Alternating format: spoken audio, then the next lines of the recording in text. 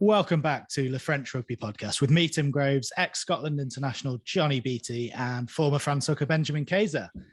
Another dramatic weekend in the top 14, which we'll have a bit of a chat about later on, but we'll mainly focus on the next step in France's Six Nations Grand Slam quest in Cardiff this weekend.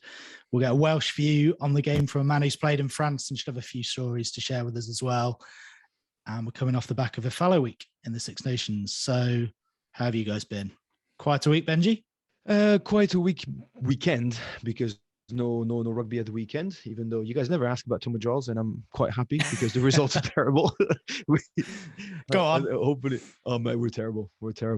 Great bunch of lads, but we're missing a couple injuries. It's injuries, mate. It's injuries in the ref. It's definitely not down to the coaching or... Yeah, they're well coached. That's what I've heard. They're extraordinarily coached, obviously. Fantastic spirit. At least everybody's got a smile on their faces and they're having fun. That's the main thing. But no relegation this year actually suits us pretty well because we're not doing great on the table. But no, just a busy week with the rest of the stuff. But all good. Excited about the weekend. Excited about the last 2 weeks. How about you, Johnny? I was up in Paris last night for the Classico for Stade Francais against Toulouse. But it was quite nice just to have one game of rugby, to do a quieter weekend. But no, looking forward to this weekend, getting it back. I'm doing the 20s actually over in Treviso. So over for that game, which again might be a wooden spoon decider, as might the main event on Saturday. So no, had a good weekend. Quiet Friday, Saturday with Jen and the kids, which was actually really nice to have a little break in the fallow week away from the Six Nations, but also looking forward to getting it back on the road this weekend. Let's talk about Cardiff then, not Scotland, Johnny. We don't want to talk about Scotland. Not interested. Who's interested in that? Gregor Townsend might have ignored you, but do you think Wayne Pivet's been listening? And Dan Biggar, is he the kind of fly half that we might see employing your game plan? Well, the roof is definitely open. That we all know. And I think when you look at the skill set of Dan Biggar, how good he is with his kicking game, you look at Liam Williams, you look at how talented they are in the air, you think they're going to have to go down that road and test France where they haven't really been tested yet. A little bit of Murrayfield, and they got a little bit changed the Scots, but you got to think people are going to look at the couple of times Melvin Jaminet wobbled a little bit, the contest in there, and you'd think again, if Villiers comes back in, or if it's Moefana, they're going to get tested as well. So I think it'll be difficult for Wales. We touched on it last week, Benji, with the lack of personnel and injuries, a few people coming back in with Faletau, but I think tactically, I think they'll do what no other side has done so far, and bombard them in the air. Again, they might not listen to me again. It doesn't matter, but look, there are loads of different other parts of the game. They're going to have to be at their best if they're going to beat this French side, because France have been utterly dominant in other sections too. Well, I hear your point, and I think you're right that there's going to be a strategic battle in terms of using Liam Williams for what he's the best in the world at. Dan Biggar, probably the only guy who can kick a high ball and go contest it on his own. Okay, but what I told you guys last week is that game did not work against England. It definitely didn't. They're not South Africa. They're not England potentially. They can't just rely on the kicking game. And I think they saw it. I don't think they care about France a lot. I think they care about themselves, and they're going to focus on their game, if you know what I mean. They're going to look at their Six Nations. And if they're going to learn from the last England-Wales game, where for the first 20, they did fuck all. And when nothing happens, they were just dominated by England. And actually, when they made a mess of the game in the second half, when they started playing left, right, and center a little bit out of nowhere, that's when England were all over the shop, and that's when we got back to the good old days of Welsh rugby. So I have a feeling that they or maybe I didn't hear what you said right to Johnny, but if it's competing in the air, I think you're right. If it's then kicking the corners, I disagree, because I don't think they know how to do it. I don't think they will do it.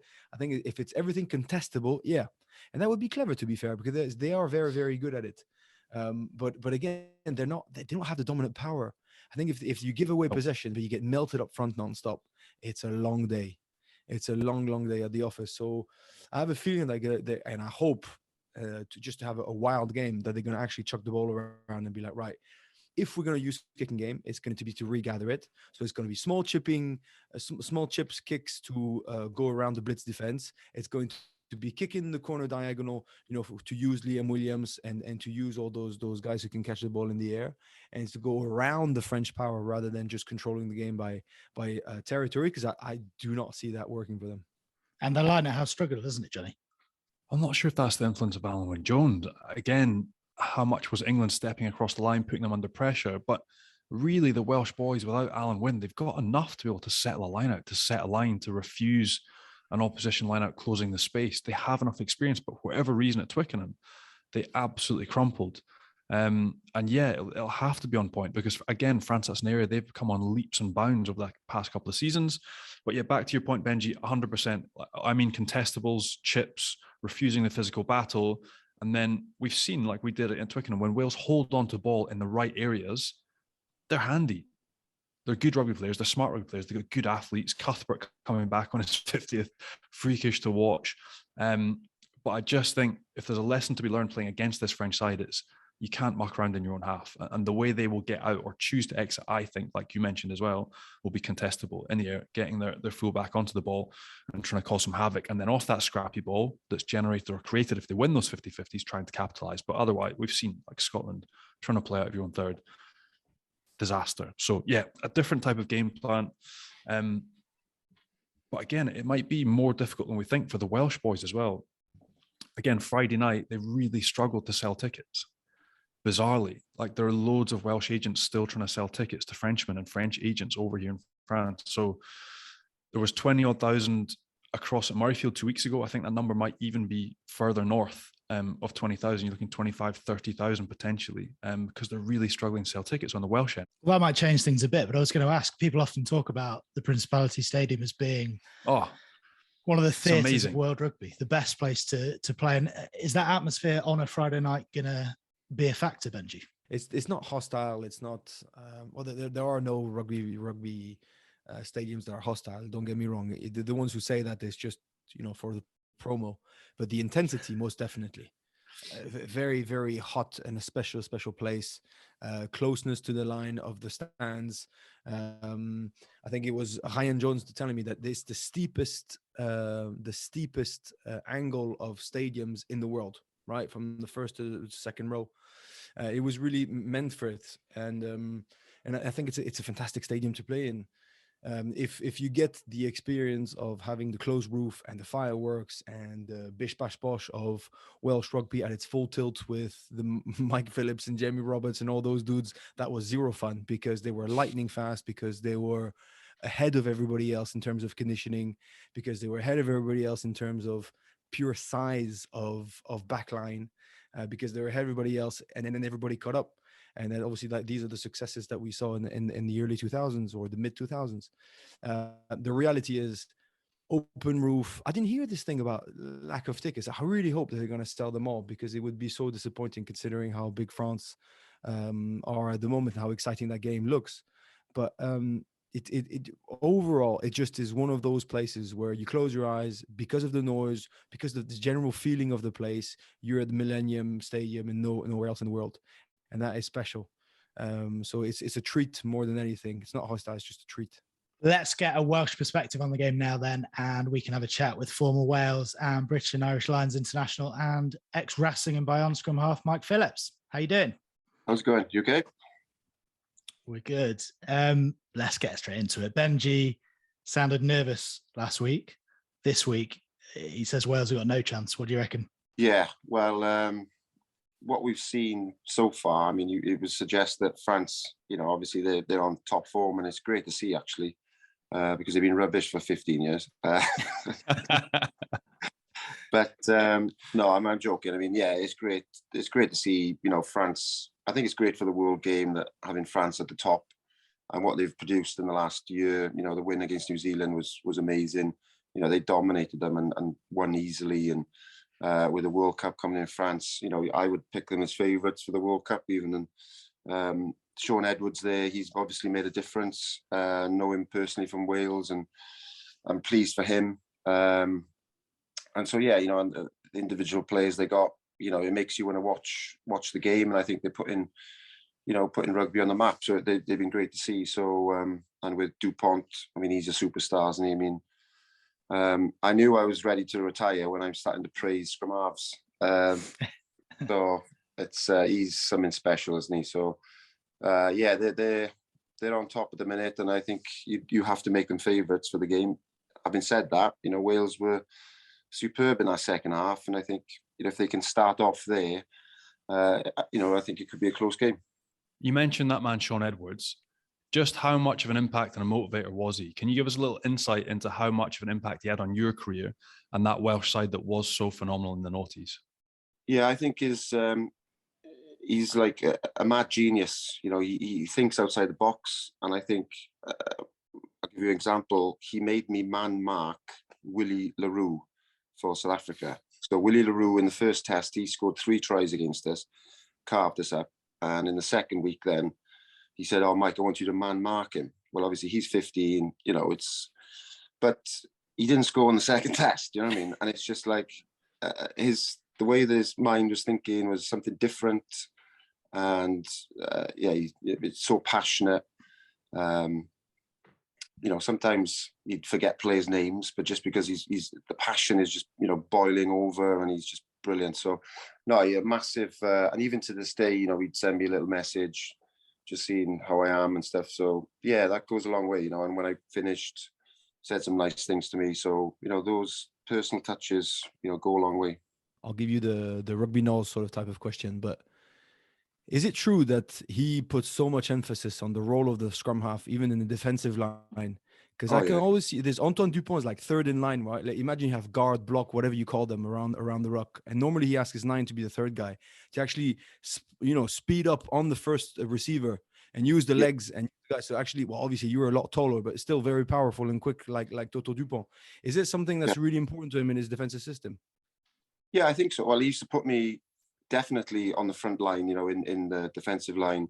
Sometimes I was on the short side defense, and I'd have to be on the end and organizing that defense. But he would want me to fill in anywhere and really be aggressive. And yeah, I definitely got picked for my defensive roles at times. But with Dupont, I think, and with Gareth Davis as well, I think he's noticed that they're very quick, and he uses their pace to sort of fly up on their own and sort of scare teams, And it's, again, that's his sort of genius, using someone's pace, using someone's attributes, in a positive way. And he's constantly thinking outside the box. And he definitely wants scrum halves to be involved 100%.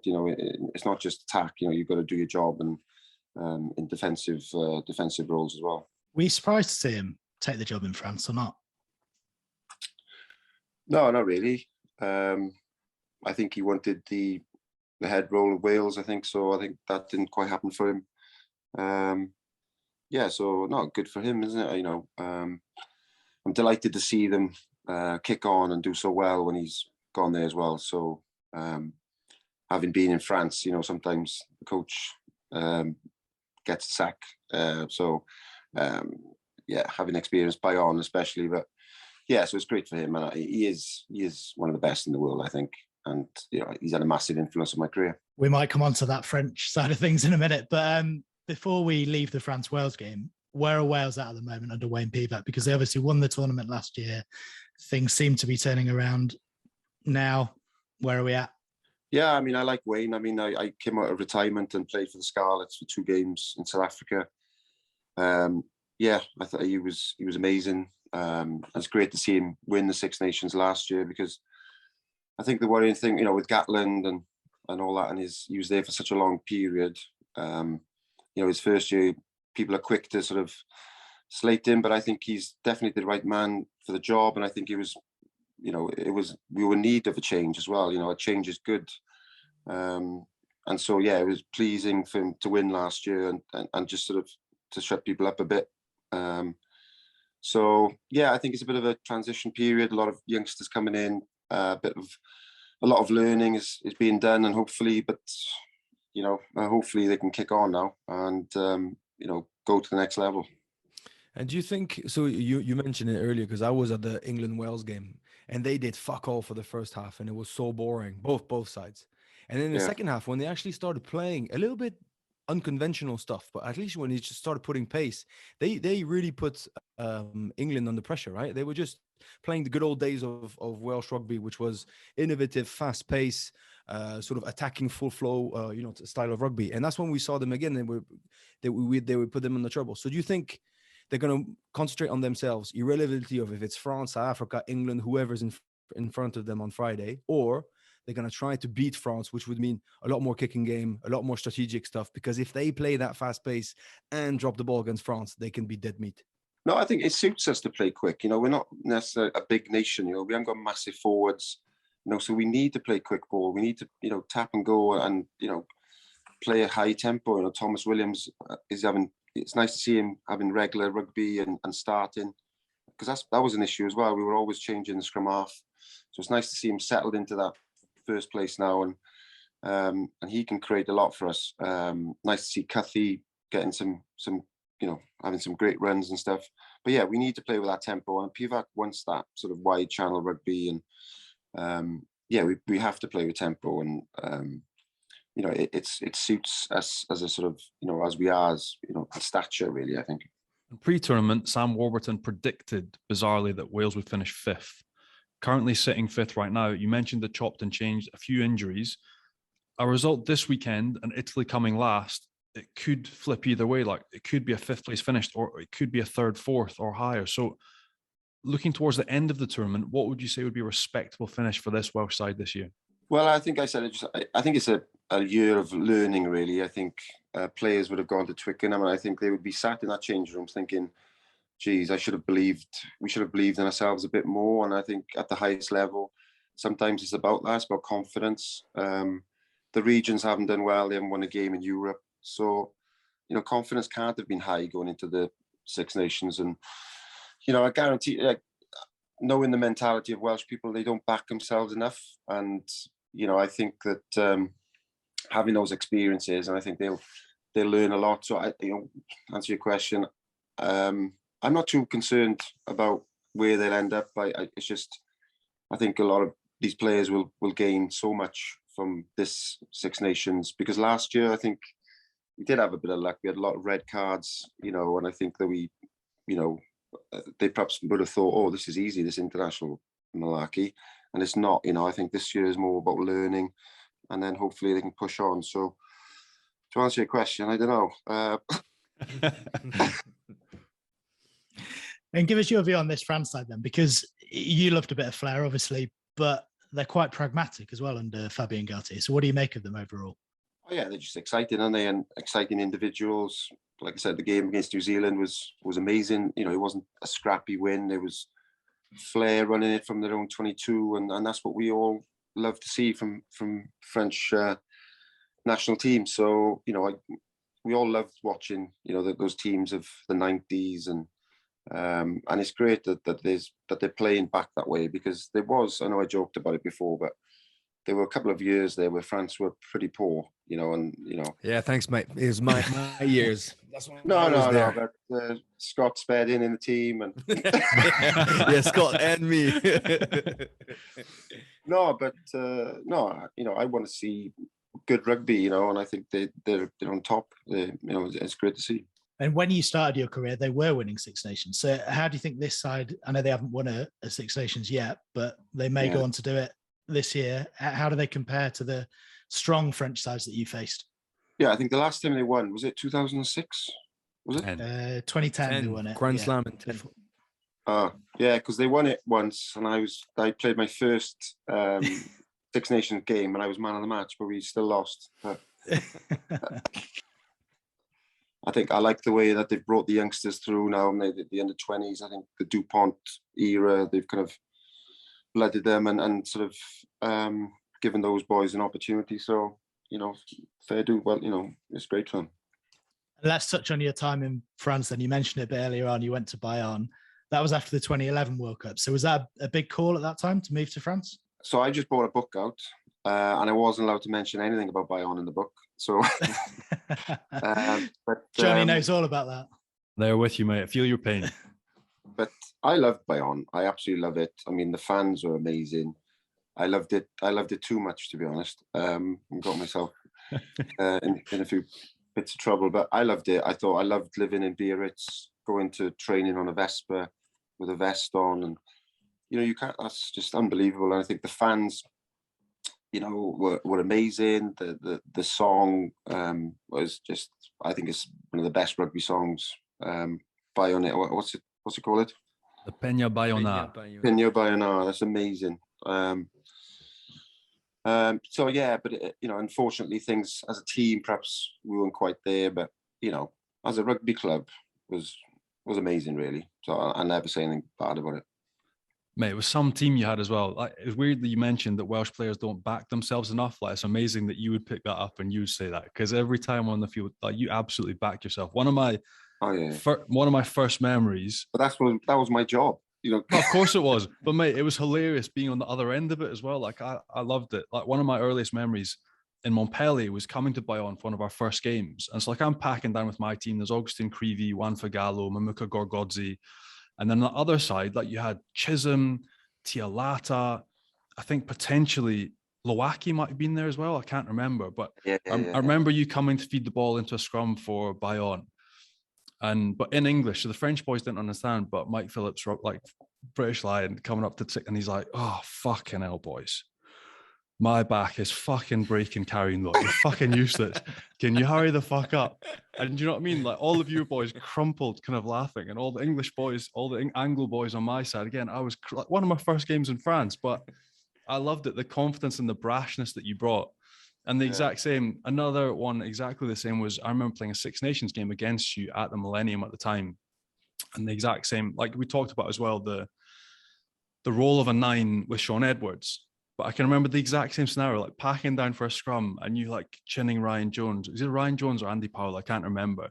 Being like, "Fucking hell, boys, you must love playing with me. Must be like playing with, it must be like playing with 4 back rows. Fucking hell, I'm melting people today. This is amazing." And again, like the biggest games you can have, Six Nations game, huge viewership. But again, the little interactions that you don't get on TV and you don't pick up.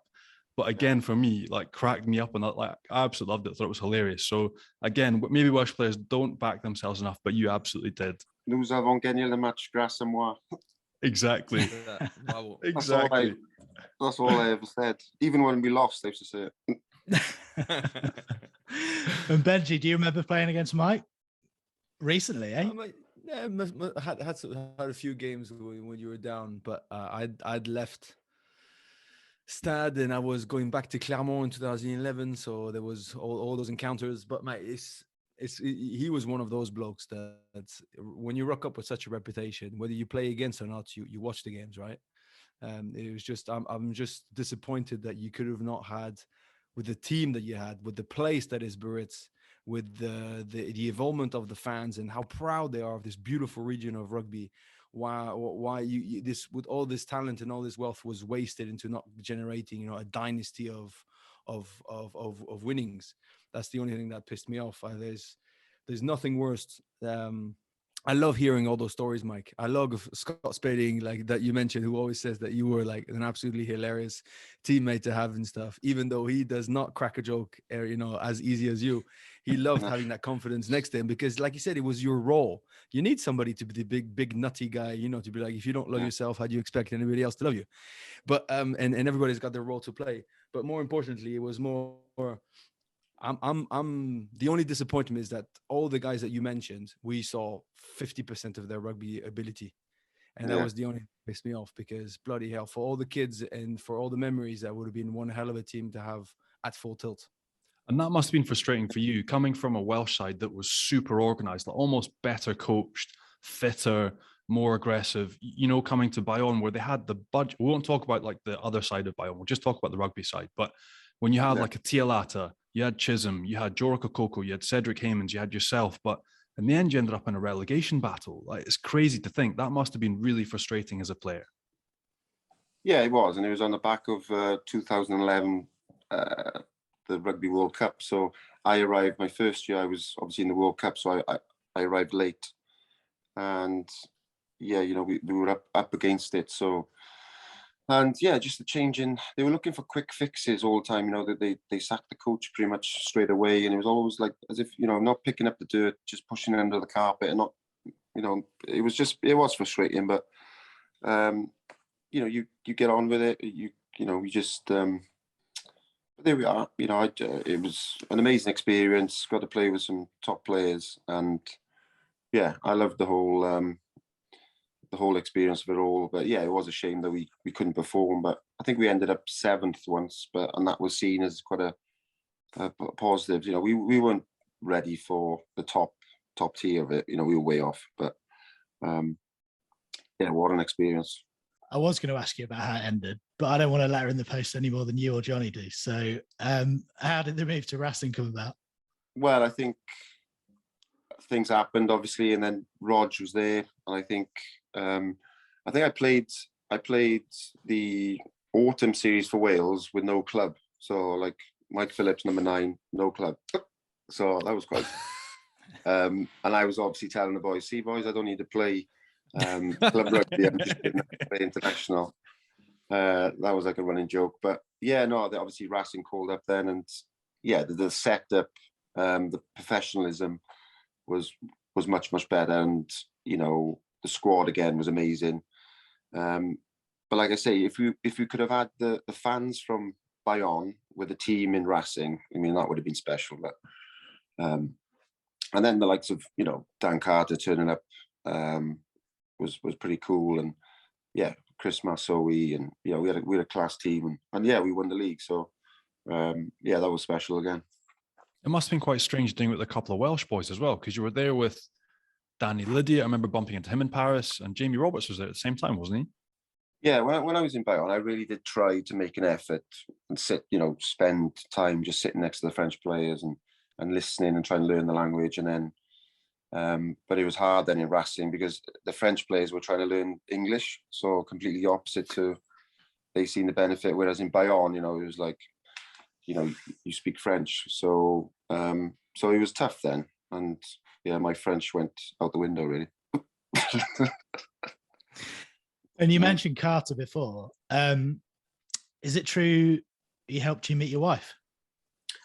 Yeah, so we were out having dinner, and just at the bottom of Champs-Élysées, and he comes over to me. He goes, "Oh, Mike, these girls have bought you a drink." And I'm like, "Oh, yeah, that's normal. Girls buy me a drink." And so I and he goes, "Oh, you better go and say thanks." So I waltzed over to this table with 3 girls, sit down, and they obviously, haven't got a clue who I am, and they obviously haven't bought me a drink. But I'm just the girl I sat next to was now my wife. So yeah, in a roundabout way, he did sort of introduce me, but she did ignore me all that night. But I managed to track her down then. So as good a bloke off the field as he was on it. Yeah, he's a top guy. Yeah, what an individual, great character, what a player as well. Didn't put a foot wrong, always made the right decision, never made a mistake. And I think that's what youngsters need to realize. It's not always about doing the flash stuff, just making, doing the right decisions all the time. And yeah, what a character, off the field, went to Monaco Grand Prix together. That was good fun. He's a top guy, down to earth, good fun, likes a beer, so yeah. You mentioned you loved it in the south of France, so Paris seems like it must have suited you down to the ground, eh? Yeah, well, Paris, nobody knows anything about rugby there really. Even the French players passing out on the Champs-Élysées, no one cared, no photos, and so that was quite nice. But yeah, completely different. I'm so happy that I experienced the beach side and then the city, because 5 years in France and sort of ticked both boxes, which was pretty special. So yeah, I loved it. Talk to us about the whole what I mentioned to you when we were in Dubai, that whole pictures sent on social media to Isabelle Iturburu. I want to know how that came along. Why the hell did you ever think that it was a good idea to post a picture? It's basically banter with a presentator that does Canal Plus, who's a very pretty lady. Yeah. And then it comes back with a picture of, it's obviously banter, but in the end, it's a picture of you with your 6-pack out going, "Are you sure?" So I want to know, where the hell was that from? So I was traveling back to Bayonne. So we just won the Six Nations. And So I'm in the back of the car, just on Twitter, and I seen her message something, tweet. So I tweeted her, "LA Bayonne" or something, just something really stupid, and she responded, and I was single, and I thought, "Oh, great." I'm in. Yeah, if they respond, like, wow, it's, you know. So then, yeah, there's a bit of banter, and then I asked her if she's single or something, and then she said, "Yes, I'm very happily married." So I was like, "Oh, I can't let her have this." So I scrolled through my phone and looked for a picture of me, my top off, looking good. So then I sent it. Boom. Are you sure? 66 caps. That's the best one. Hashtag 66 caps. Because that would have made the difference. I walked. I tell you what. You went from zero to a hero in France with one picture. Right. All the lads, everybody. I walked into the change room. Right? Walked into the change rooms. The boys went nuts. They were going nuts. And I just won a Six Nations. They didn't care about that. And then I was playing. Then every game I played, players of the opposition were like laughing and going to me, "Hey, are you sure? Are you sure?" That was too funny. Oh, so good. And mate, tell us a little bit about life now. Where are you based? What are you up to? You've obviously got books, coffees, gins flying off the shelves as well. Tell us a little bit about it all and how you're getting on. Yeah, well, this week we've just launched. We're going to be partnering up with WRU. We're bringing out a low alcoholic spirit, so that's been launched last week. So that's pretty exciting. So me, Shane Williams, Lee Byrne, and James Hook. So we've got that on the go, which was great. And we were up with British Airways in Twickenham and last week. So yeah, that's really exciting. And then we've also got a coffee together, which is going well. We've only been going a year, so been doing bits of that back in Wales. So that's been nice. So we've always stuck together, you know, after rugby, but it's nice to sort of go into business together, and we do lots of speaking events together, and you know, it's great to catch up with them as well and keep in contact. So we've got that going on. But I'm based in Dubai full time, so you've got two kids there now, two boys, and so yeah, we love it. So yeah, there's lots going on. So you know, life's pretty good. Judging by some of the stories, the Fab Four and a low alcoholic spirit brand, is there an irony there? It's where the world's going, isn't it?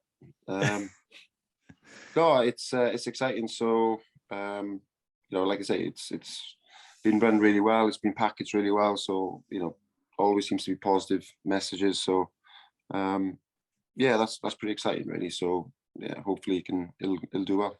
And very quickly before we let you go back on the game, you mentioned Sean Edwards earlier on. We know he'll be super motivated going back to Wales, especially after how it all ended there. Give us your prediction. Yeah, well, I think it'll be close, but probably France will take it in the end. I don't know, maybe. Do you need a score or? Well, you can leave that to those two if you want. Sit on the fence. Yeah, I'll sit on the fence. But I think they've just got a bit too much offering. You know, they've got some really powerful forwards and some clinical backs. Yeah, and Sean's going to be revved up to the max. So yeah, I can't really see. You know, from what I've seen so far, you know, you wouldn't say that the Wales are going to be favourites in the game, but I just want to see a better performance and hopefully, you know, that same sort of second half, and as we mentioned, you know, just a bit more of a clinical sort of performance, really. Cheers, Mike. Great to have you on, and good luck with all the many ventures. Appreciate it. Thank you very much. Cheers, guys. Go well, Thanks mate. a lot, mate. Cheers. Bye-bye. Cheers. I didn't know that story you mentioned there, Benji. Nice. Hashtag 66 caps. Amazing. 66 caps. I don't think there's another guy in the world that would have the nuts to do what he did. Like it was the funniest thing that, and everybody's seen. I mean, in the 2000s, it was by a mile the funniest thing. And it was the beginning of social media, so you didn't know what you could say or not say. And French were really, really barely starting at it, so nobody really knew what it was. Are you sure? And you have to find a picture of him. It's a sleazy picture of him like this, like Yeah, you'll squeezing find a it. six-pack. So, man, don't get me wrong. He's ripped to the bones. He obviously looks good, but hashtag 66 caps is exactly what tips it off for me. I actually think she was married to Gonzalo Quesada at the time. Yeah, she was. Which does not, which is now the coach of Stade. So I don't think it would have made him laugh at all at the time, but we could. Well, we chatted about what might pan out in terms of the game with Mike, but in terms of team selection, Gabon Villiers back. So does he come straight back in for Moefana? No changes apart from that? It would be a tough one because Moefana, bloody hell, he had a good game against Ireland and then he confirmed against Scotland. But Gabon Villiers was the standout player, has been a standout player. They love him for his attitude, for the way that he impacts the general morale of the team by his toughness, his general overall toughness. And if you want to ensure that you go with that right attitude, because if they have let's put it this way, if they have the right attitude, there's no chance they're going to win, in my mind, right? If France lose, it's going to be a big slip up of them. So it could be that. And also for the last 2 years, the one thing that the management side can pride themselves on is how reliable they've been in their team selection and how much you only lose your spot if you've been shit on the field. A bit like what, I think it's what the All Blacks were saying. You lose your spot with jersey on, not jersey off. And you always saw that guys would come back after a year out for injury and they would come back and start with the same jersey. No, you don't lose it while you go away, irrespective of how good the other guy's been. And I think France has really been like that. Look, typically Julien Marchand, Piato Movaca, 40 points against New Zealand. He still starts against Italy and all the others. So I have a feeling that Gabon Villiers will be back and Moefana is the perfect replacement because he can cover multiple positions. The only one there's a question mark is Greg Aldrich. He's sick. He's not training at the minute. So is that going to be a late change? We don't know. But you think hopefully it's going to be a quick gastro and he'll be back in training for the team run on Thursday, Friday, and he'll get on the plane. So no, I'd agree. Villiers back in. Moefana drops down to the bench, and hopefully Greg Aldrich will still be there and still be starting this week too. Let's have a quick word on the other two games in round 4 of the Six Nations now then, and get your predictions in, most importantly, for the Guinness Pint Predictor from Match Pint. If you haven't had a go yet, it definitely isn't too late to join in, and there's a chance to win a pint of Guinness with every game, as well as weekly prizes as well. All you have to do is pick the winner of each game and how many they'll win by, and don't forget to enter our league with the code Rugby once you've downloaded the Match Pint app as well. Johnny? yes, mate.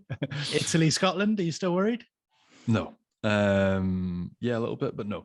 No, I think that will be straightforward-ish. I think it's going to be bloody hard for 50 minutes and then hopefully Italy will crack. But I think a 15, 16 point win for Scotland. I think hopefully they can get back on track. Saying that, Italy that we talked about last week, they've got such a big point to prove. Again, incredibly proud of their performance against Ireland with 13 men, which must have been horrendous. They'll be desperate to get back to Rome.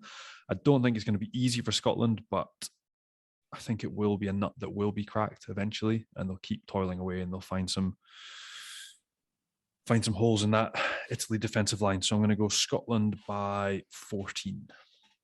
Well, I've got 2 ways of seeing this.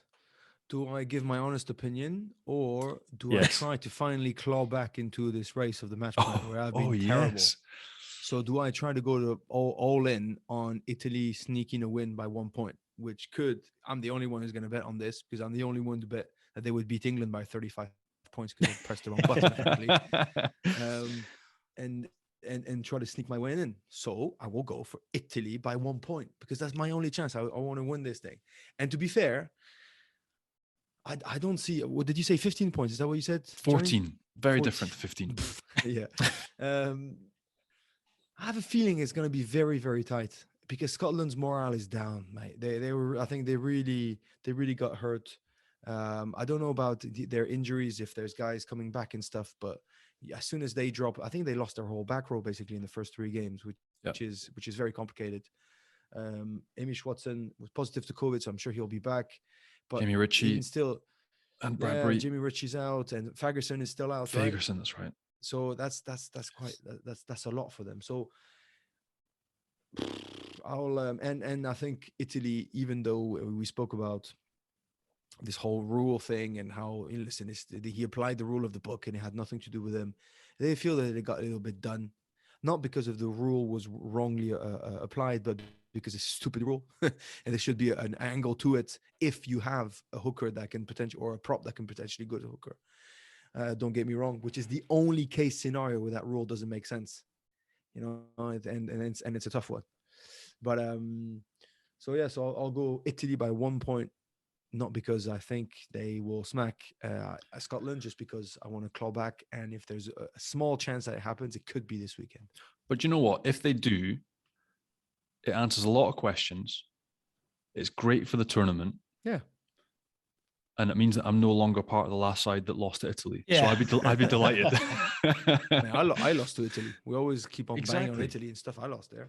Exactly. So do you know what? It'd be great for the tournament, and it would shut a lot of people up. So especially with their 20s kids that are pushing through that are a decent crop as well, it'd be a huge result for them. So yeah, Italy by 1 point for Benji and Scotland by 14 for me. England, Ireland, Benji. That's a really tough one. Yeah. I think Ireland are better. I think Ireland are more experienced, faster paced, always up for it. Well, everybody's up for it to play in England anyway, so there's never a question for it about it.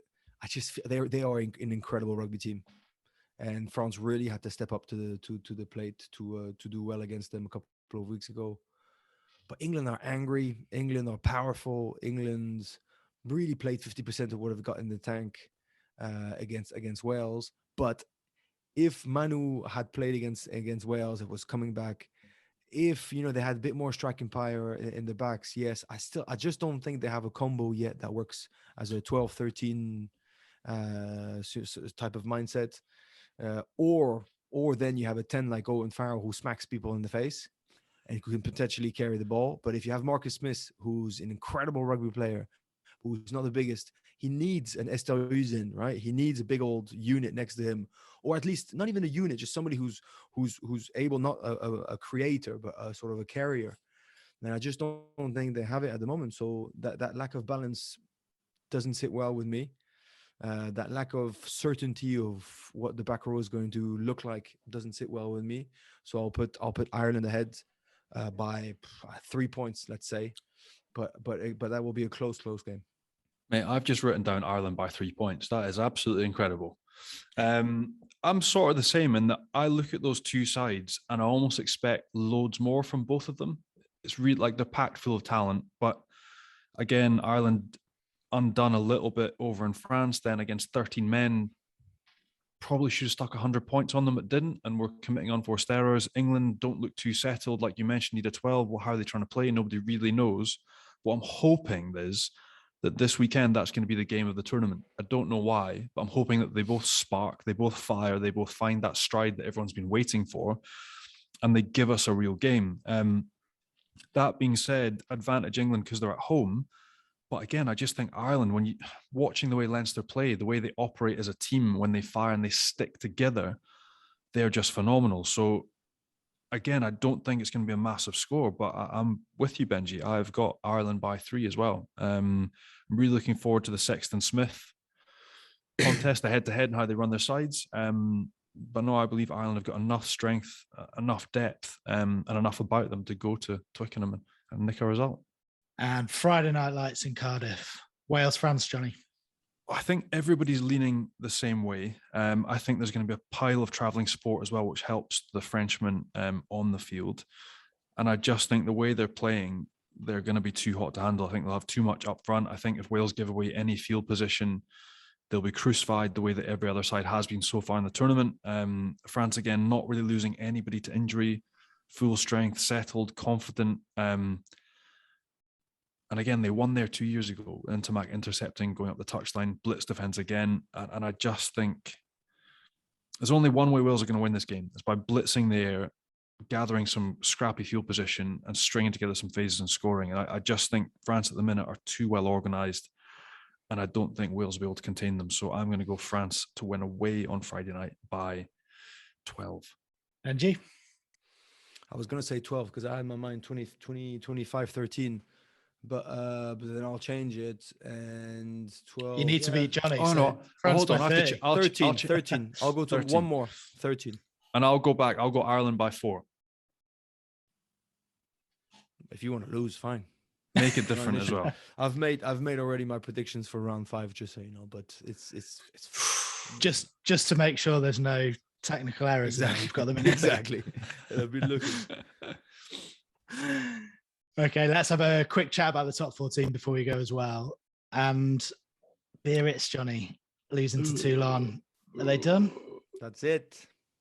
Even the president, even JB Aldige came out and said, look, we've toiled hard, the morale is up, but we've not made a sustained attempt this season, and we don't have enough to stay up. So I think, again, if your president's coming out with that message, it's a clear sign that things aren't right. Again, like I bumped into, Steph Armitage did a bit in the press. I bumped into a couple of the Irish players in the airport in Paris. They were saying like they didn't have any hot water in the training center for the past 10 days. Like they've all had to either have cold showers in between training or go home. Again, political turmoil, the club against the mairie in Biarritz, like it's an absolute shambles. So it's a place that isn't stable at the minute. They've toiled really hard together as a group and tried to make it stick on the field. Their line out fell apart at the weekend and they just don't have the depth to compete at this level. They've got some fantastic rugby players, don't get me wrong, and some fantastic blokes as well, but I think that's them gone now. Again, with other sides around them winning, it's just going to be too hard. They are too far gone. It's shifting 45 points at home to Toulon, who've been battling. Really disappointing, but you think now it's going to be too tough. That is them 2 feet in Pro D2. And if they don't even have hot water, Benji, is it just the case that if the infrastructure isn't there, they've got some talent clearly, but the setup isn't right. Well, don't forget that Biarritz have been struggling for years, and out of absolutely nowhere, did they finish 5th or something of Pro D2 last year, or 4th minimum, and then they ended up sneaking a win, right? So it was already a little bit out of nowhere. They beat Van in the semi. Yep. They should have at last minute, and then they lost the final, and then beat who was it? Oh, it was Bayonne, wasn't it? Yeah, the massive game. In quite an extraordinary manner. So are they a talented team? Absolutely. Do they love each other? 100%. And they really have something special. Now the facilities are archaic, or I don't know how you say that in English, but they're long gone, and it's complicated. So it's the harsh truth that heart and desire can work, and talent can work, and love for each other can work 100%, but it's complicated to make that sustainable over such a long season. It was such a dreadfully physically draining and mentally draining moments. I think they started their top 14 season with 2 wins, so they deserve to be in top 14. It's not like poor Agen last year or 2 years before that scored 2 points in the whole season, which was dreadful, which was zero fun. They actually challenged sides. They could have won away. They always threw their bodies on the line. I remember they almost beat, was it Bordeaux in Bordeaux, and they beat a couple of teams at home, and they did really well. But the reality is that the intensity of this top 14 is out of this world, that every single team is very, very decent, that it's not top 6, top 14 players now, or teams are really, really good. So it's actually a little bit disappointing that they didn't use that promotion to, let's bury the l'âge de guerre, the hatchet of war, and let's finally push in the same direction. If anything, I think it made things worse, because there was a bit of bitterness and jealousy in X, Y, and Z. So we hear they were going to Lille, and then you hear and they were going to this, and then we shut the water because they didn't allow to pay for it, and then there's a development, and there's no development. I mean, I love this place. I would love to retire in Biarritz and see some quality rugby. And I'll tell you right now, as soon as I have a bit of coin like Johnny, I will buy a house in Biarritz and I will fly in and out. I want to commute from Biarritz anywhere in the world. It's a beautiful, wonderful region of France that makes me feel so proud to be French.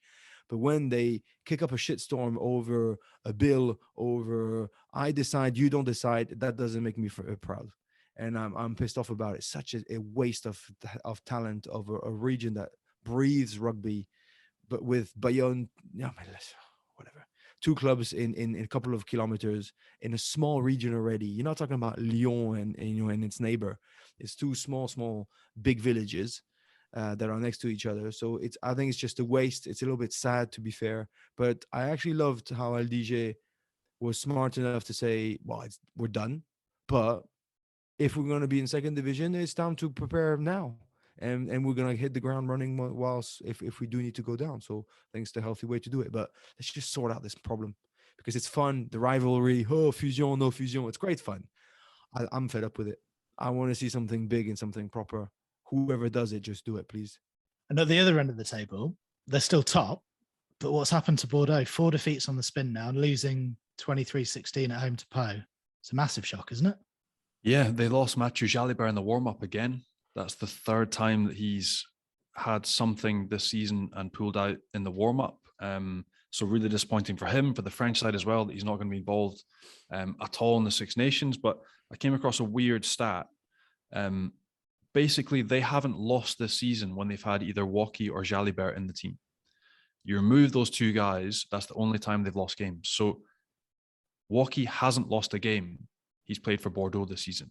Like a phenomenon, but he brings so much to the team. That's it. You pull two guys out in a team that normally functions well, and there's a few chinks in the armor. So again, weirdly, you have to pay credit a little bit to Po. Po have been toiling away, getting better, slowly building. They do not have a team of superstars. Like you do not recognize, they're not household names, but they're well coached, they're organized, and they've gone to Bordeaux, a place that's been a fortress for 2 or 3 seasons under Christophe Furios, and played extremely well. So a bit of disruption in the warm-up for Christophe Furios and the Bordeaux side. Losing Jalibert is never easy, but Francois Tranduc, my old mate, slotted in, played relatively well, but Po were just fantastic. So yes, a bizarre, you would never bank on Po going to Bordeaux and winning. But again, credit to Po. They've built really nicely. They've got better as the year's gone on. And Piccioni's the coach there, who used to be the under-20s coach, is doing a terrific job. So chapeau to them. And yeah, disappointment for Bordeaux. And really disappointment for Mathieu Jalibert, out injured again. We mentioned Clermont last week, Benji. I said, is it starting to click? Another win? So starting to click, I'm not so sure. But I think something really important happened is that I spoke to my mate Morgan Parr a couple of weeks ago. I obviously, pumped him up and this and that. That's 10 minutes with Mike Phillips, and I'm the cockiest thing I've ever been. He's got such an influence on you. It's unbelievable. But no, I spoke to Morgan, and because I know and I love him, he only sort of confirmed something that I already knew, that he would want to leave Clermont flying. Right? He's put too much blood and sweat into this jersey. To leave it in the shit way. And I didn't see the game, but I saw the last 20 minutes. And I was so happy to see the Morgan that I love, who was yelling at everyone, who was screaming at the ref, at the opposition, but mainly at his forwards on every single battle at the end. There was more, I think it was 16-16 at 73rd minute or something like that.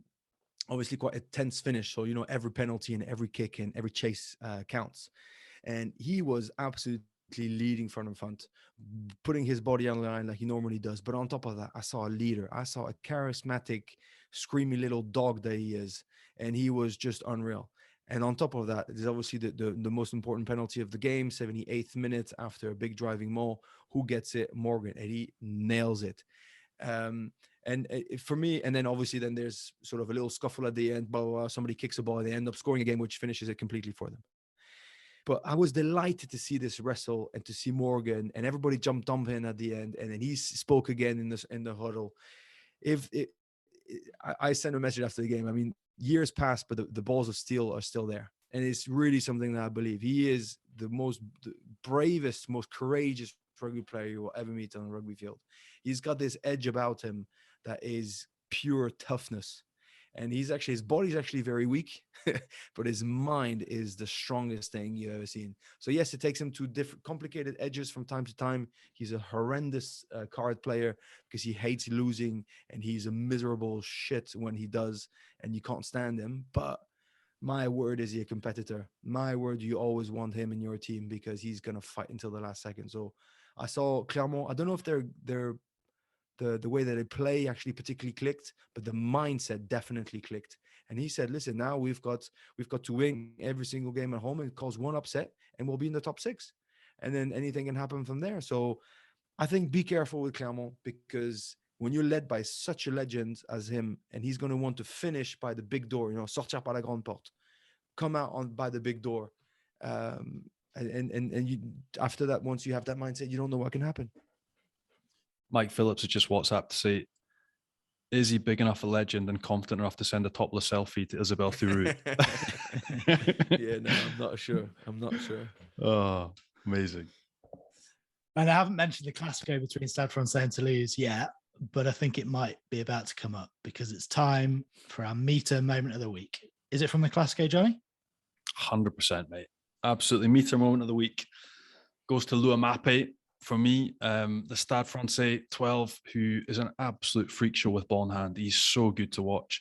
But it was a tied game, like 16-all. Again, it was a bit of a damp squib of the game, but 82nd minute, last play of the game, the counter's gone red, and the ball comes out to Lua Mape. Nothing is really on, but bang, explosive power. There's a 3-on-3 defensive edge. He steps inside Pierre Fusac with an awesome step off his right. He sits down the scrum half, Page Rello on his backside, breaks another tackle, and then offloads to Hamadawi to win the game and break Toulouse hearts in the 82nd minute. And he made it look easy. And we've seen him do it in the past for the All Blacks and for the Hurricanes.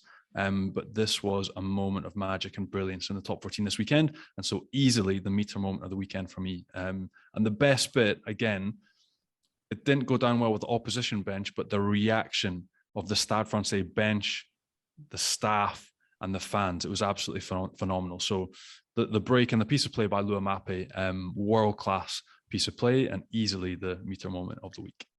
Do you agree, Benji? And Lua Mape hasn't exactly torn it up early in his top 14 career, has he? So is this him kind of settling in and announcing himself fully for Stade Francais? Well, when you sign, and I'm sure there's a huge financial commitment with him. When you sign such a superstar, you expect him to deliver on the pitch. But when he does on such a crucial moment, on a clutch moment, or whatever you want to call it, it's even it's just the more sweeter. And so I'm actually happy for him, just because you want guys to live up to reputation. And like Johnny said, there wasn't much there, but boy did he deliver. The only upsetting thing that I've got with that, the reaction of the Stade bench, Laurent Sampere, Gonzalo Quesada, and Julien Arias, who I played with, all three of them, was genuine, was heartfelt, and that was awesome, right? The only issue that I've got, for me personally, the ref completely melted in the last couple of minutes, and there was at least two or three tough calls that he just did not make, including, and I think that's the reason why Toulouse got so pissed off, because there's a clear contest by this big guy, Yuyut. He's a good player, mate. Very good. Second row, and remember, Joe Tekori said he's probably the only guy that could take on his legacy of the biggest drinker of Toulouse. So beware. Watch out. And he's definitely got the hands on the ball, and he's pulling it. Hands off for some whatever reason. He just doesn't want to take the tough play because it's oh, hang on, no, it's a draw. Is it a draw again? Yeah, it's a draw when they play. And so imagine a penalty could have been the winning penalty. If they score, they score. Nobody can say anything. If you give the winning penalty, it's the ref that's sort of responsible for it. And he just clearly stepped away, didn't want to say anything because he didn't want the Stade to lose because of his decision. And then win the game in Paris. On that same play, that's when they chucked the ball to Mbappé and he scores. So they were furious. And there were three. I think, unfortunately, it's pretty fair for them to be furious about it. There were three as well that they had fair right to be furious with. The first one was JJ van der Mesht has like a shoulder charge on Joe Tekori's head. It goes to the TMO, and the referee almost argues with the TMO to bring it down from a red to a yellow. So the TMO is saying, look, he's contacted his head. It's a red card. But he says, no, it's a yellow. Just gives him a yellow. That's the first one. The UU penalty, the phase before, that doesn't allow the penalty for Toulouse. They were raging. And then there was a scrum penalty as well. There was a clear scrum penalty to Toulouse. So again, that's a huge win for Stade Francais because the last 5 minutes, everything was stacked against them. They should have been penalised 3 or 4 different ways. But again, doesn't take away from the reaction, the piece of play that was magical by Lua Mape. Absolutely. Not the referee, but Lua Mape's break. That was Johnny and Benji's Meter Moment of the Week. And Meter is the world's #1 wireless meat thermometer, recently making over 11 million cooks better with their game-changing app and completely wireless Bluetooth meat probe. You can use it on a barbecue, in the oven, or in a pan, and you can get your hands on one at meter.com and get 10% off any full price item with the code FrenchPod10 at checkout as well. Plus, for another few days until the 11th of March, you can be in with a chance of winning a trip to Marcus Borden's UK barbecue school in the heart of the Devon countryside with every purchase of an ultimate bundle. For more details and to be in with a chance to win, just visit meter.com and look for the ultimate bundle. That's it. Thanks, Johnny. Thanks, Benji. And a big thanks to all you guys for listening. Make sure you hit subscribe, leave us a nice review as well. Check us out on Rugby Pass and on YouTube. And we'll be back with another episode next week. Au revoir, guys. Cheers. See you, fellas. Father.